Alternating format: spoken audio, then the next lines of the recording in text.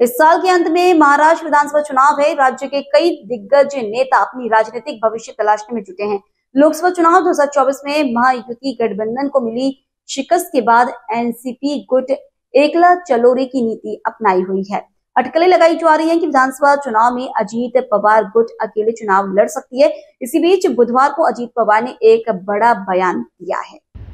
उन्होंने कहा कि अगर भारतीय जनता पार्टी और शिवसेना ने उन्हें मुख्यमंत्री पद की पेशकश की होती तो वह पूरी राष्ट्रवादी कांग्रेस पार्टी को अपने साथ ले आते।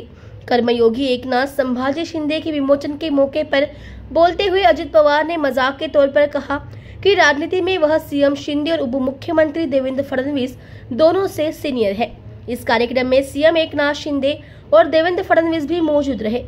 माझ्या माहितीप्रमाणे देवेंद्रजींची टर्म 99 ला सुरू झाली, त्याच्यामध्ये एकनाथरावांची 2004 ला सुरू झाली।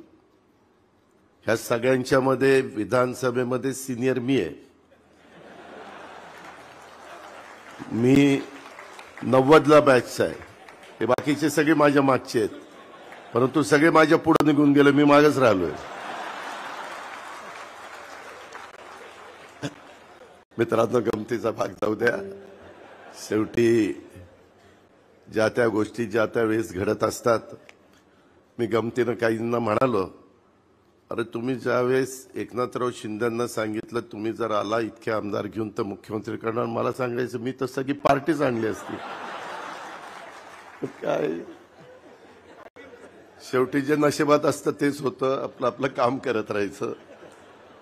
मित्रांनो, खरं तर मी अनेक वर्ष सत्ताधारी पक्षाचा आमदार म्हणून राहिलो, तिथं काम करत राहिलो आणि बऱ्याचदा देवेंद्रजी असतील एकनाथराव असतील हे समोर विरोधी पक्षाच्या बाजूला समोर असायचे।